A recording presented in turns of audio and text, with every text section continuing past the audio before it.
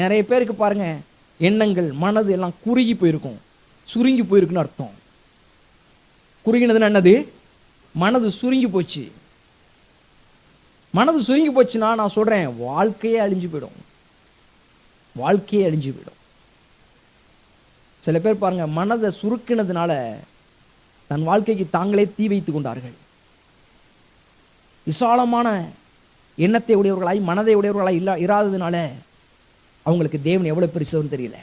நான் சொல்றேன், எப்பெல்லாம் தேவன் உங்கள் மனதில் சிறியவராக தெரிகிறாரோ, உங்கள் எண்ணங்கள்ல உங்க சிந்தைகள்ல ஒரு காரியம் நடக்காத பொழுது, ஒரு காரியத்தை நீங்கள் வாய்க்க முடியாதபடி போகும் பொழுது, உங்கள் வாழ்க்கையில எதையாவது ஒன்று இழந்திருக்கும் பொழுது தேவன் சிறியவராய் தெரிவாரே. ஆனால் நான் சொல்றேன், உங்க வாழ்க்கைக்கு நீங்கள் வைத்துக் ஒரு கொல்லி, அது கொல்லி.